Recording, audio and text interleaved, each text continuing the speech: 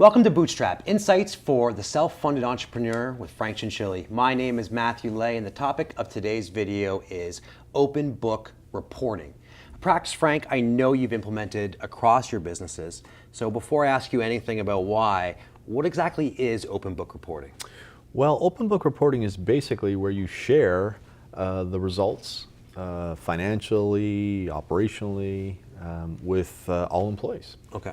And some organizations choose to do so, and others kind of keep all that pretty tight. Yeah. Why did you choose to do so? Well, I just found that if we all know where we are, whether it's good or bad, then we can all adjust and feel like we're doing this together, which we are. Okay. Especially in our environment where everybody is an owner.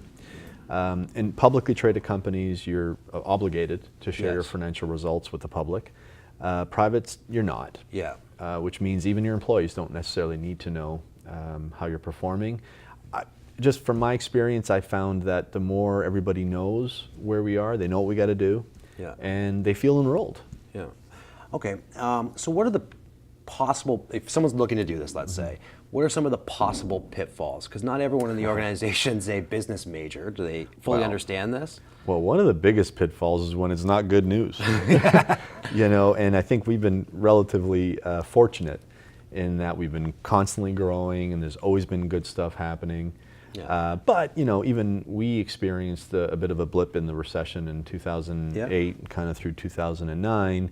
And, you know, some of those meetings were a little bit more challenging. Yeah. You know, so I can see how some people are apprehensive about sharing bad news. Right. That being said, it was a rallying cry. It was an opportunity for everybody to get, you know, kind of button the hatchets and know what we got to do to come out of it. I mean, especially if you're taking things away from people. I mean, we see this at even the biggest level in my business. We'll be doing internal communications and town halls and that sort of thing. And when things aren't going well in the market, we can get busier as a result because people need to communicate better.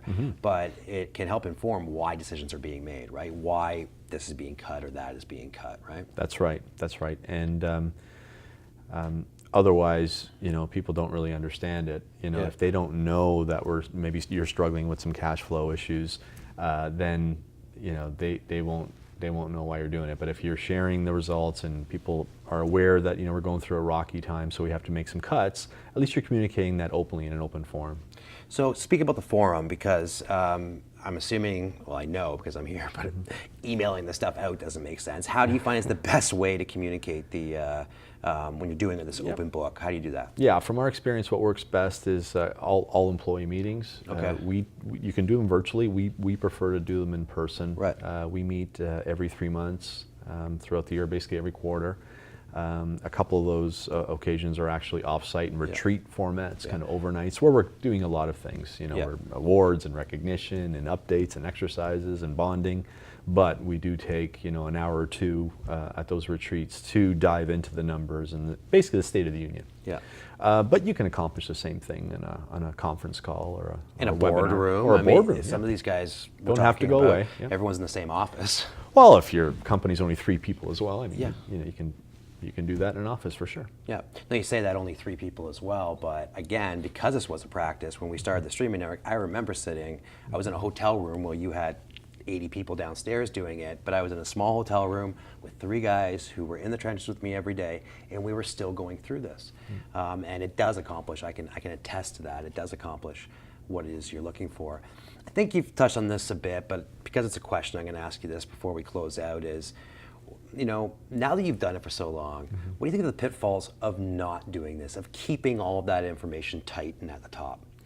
Yeah, I think people don't feel engaged or enrolled in the company's success or failure. Right. You know, so it's harder to get engagement. Yeah. It's harder to keep people accountable. Right. And, you know, especially in our organization or in an entrepreneurial type organization, is everybody really needs to feel part of that team. Yeah. You know, it's maybe a little bit different when you've got a large organization with thousands and tens of thousands of employees. Yeah. They're pretty much usually split up into silos, but even in those silos, they probably should engage in open book reporting and management. Yeah, you gotta be a bit of an entrepreneur even to work in an entrepreneurial environment. Exactly. And hiding this stuff can make them feel, I'm assuming, like like it's just a job or just a job. All right. Well, that's all the time we've got there.